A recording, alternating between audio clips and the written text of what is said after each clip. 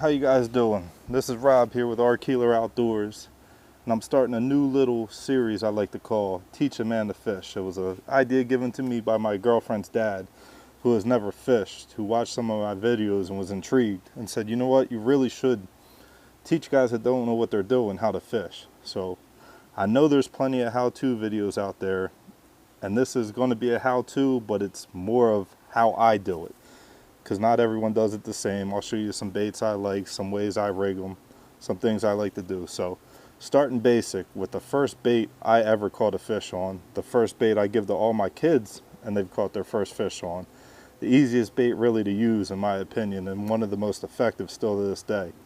I bet you'd be hard pressed to find a better bait than this that has won more money in tournament play. So challenge me if you think I'm wrong, but we're going to go with the Wacky rig and the Nico rig. I'm going to tie those two together. So this is just going to be the worms I like to use, the applications I like to use them in. This isn't the ultimate how-to. I'm sure Tactical Bassin has done that if you want to check theirs out. This is how Our Keeler Outdoors does it. So first thing, most importantly, your hook. Now I keep it simple with the hook, and I don't love the Wacky rig. I understand the effectiveness. I do it when I have to. It catches fish, and it catches a lot of fish. So here we have just a #1 Wacky rig hook with a small weed guard. So this is the one I probably use most of the time, though I don't love using a weed guard. But to catch fish, you have to throw that hook where sometimes there's a chance it's not coming back, and this one just has just enough weed guard that I feel like it could help me in some wood situations. So it's not my favorite hook, but it is the one I use most of the time. Second hook we have is just an old owner Mosquito #2 drop shot hook. Now this is my favorite hook to use. This is the one I use pre-spawn, spawn, post-spawn, when I'm not flipping as much cover, when those fish are a little easier to get to. I love this small hook. You can really hide it in the bait, and it just does the job. The third hook I use, this is from Tungsten. It's a weighted jig hook. I think it's a #2 as well. And this one I'll use on certain worms that don't have the salt content of my favorite worms.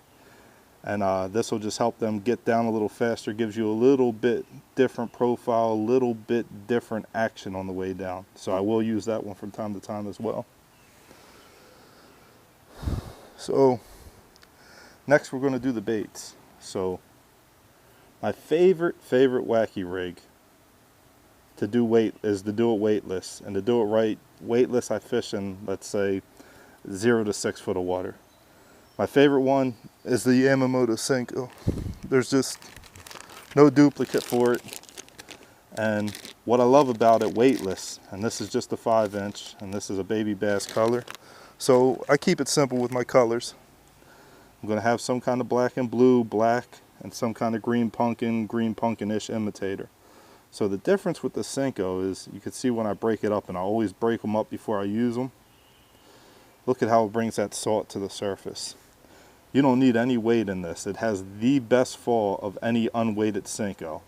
Yum's pretty close, and I've experimented with Young, but you just don't get that fall in action that you get with the Senko.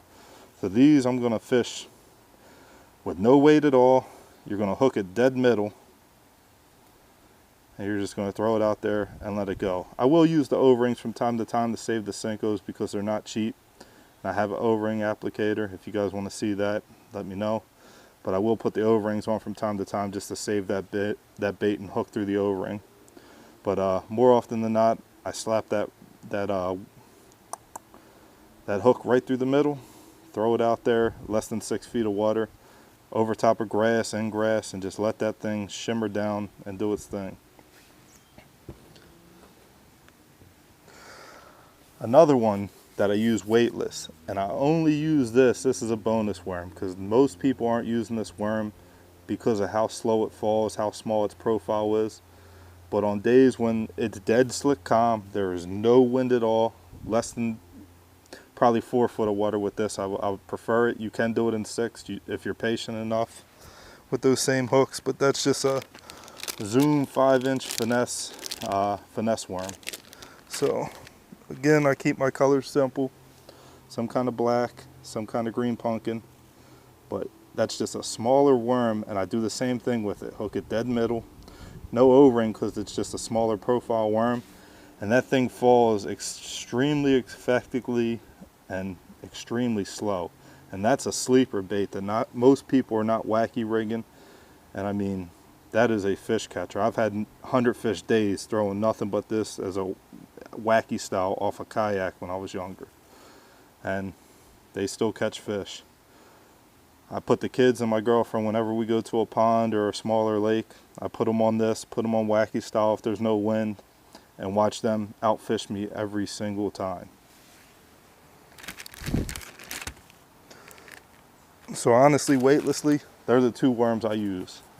If I'm using that weighted hook I showed you earlier, I'll show the other 2 worms I love on the Neko rig. I will put them on that weighted line from time to time if I just want something different, because they don't have the salt content of that Senko, and it's another one that would have a really slow fall, and I'm just not patient enough for it most days.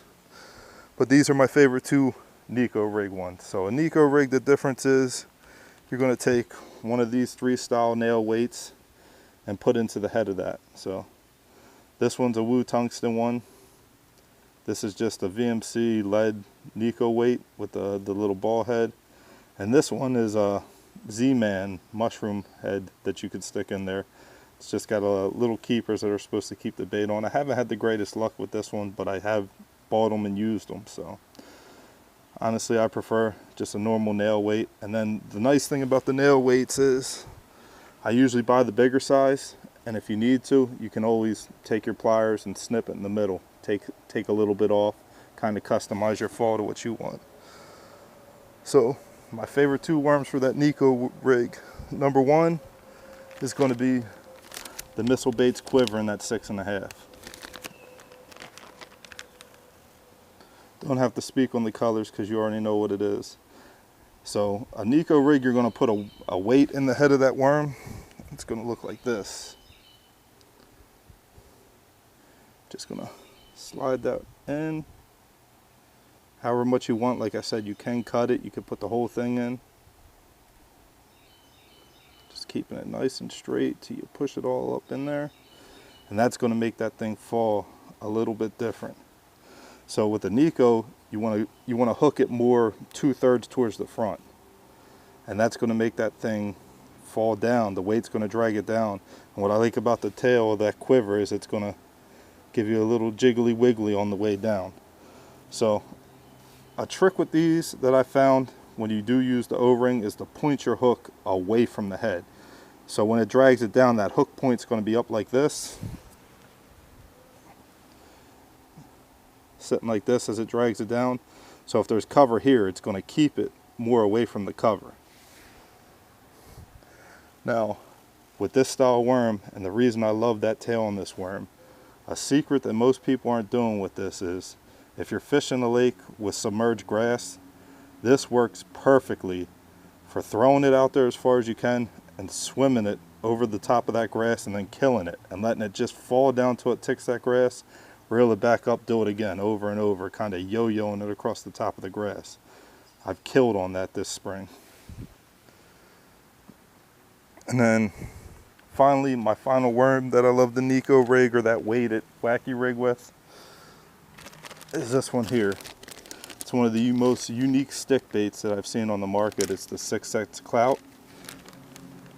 I don't know what it is. It's got good salt content in these worms, but there is something different about them when they fall down. They just have an action that is unique to only this worm with these grooves. So I Neko this one. 90% of the time, this is my Neko worm. This is my weighted wacky worm. It's just got a different fall, and I've gotten so many bites on these. And this is really the only plastic from 6 Cents that I exclusively make sure is on my boat. I've used the prawns and I had good luck with them, but I will not be without a clout worm on my boat. So Any questions, leave it in the comments. I'm gonna link the baits I used, try and find the hooks I used and link them in there. Just a quick look at my setup. I'm gonna try and get some video of me actually fishing these and attach it to the video, you guys. I use a spinning rod for my Nico and my wacky setup. This one here is a 7-foot Defender by Favorite, and it's a medium extra fast, and I like that extra fast tip for the Nico or the wacky rig. As you can see, I already got one of my number 2 drop shot hooks tied up. And just show you kind of how I'd rig this wacky real quick. Dead middle, come on through, just let it sit there and wiggle and jiggle. And that's all you have to do. For go out there, throw this around grass, throw this around docks, throw it around wood, catch fish, reel them in. Hope you guys liked the video. Stay tuned for some footage of me fishing both the Nico and the wacky rig. And I'm going to do this from time to time if you guys enjoy it. So let me know in the comments. Let me know with that like button. I'll see you next time around. First up, we have a clip of the Weightless Senko, wacky rig style. So throwing it over submerged vegetation, roughly 3 foot of water, I'd say. And the action when you're actually fishing the wacky rig is very simple. You throw it out there, you let it sink, you lift it up, let it sink, lift it up, let it sink. I usually don't pull it up and down more than 3 times. That's about when I'll reel back up, take another cast. But what I found over fishing it over the years is the more action you put into it, the smaller the fish get. Next up, we have the Clout worm. I'm dragging it off a slow tapering point here in about 11 to 13 foot of water. You can see I was hopping it off the bottom a little bit, just letting that thing fall down. And that Clout worm, like I said, has a very unique shimmy. So like I said, the 2 ways I fish the Nico are the way you just seen, if it's a slow tapering point or a deeper spot, just kind of shaking it almost like a shaky head off the bottom. The other way would be like I do with that missile baits Quiver. I would swim it across the grass and let it drop into the grass, lifting it up, and then swimming it some more, dropping it in. So smash that like, smash that subscribe. Hope you guys liked it.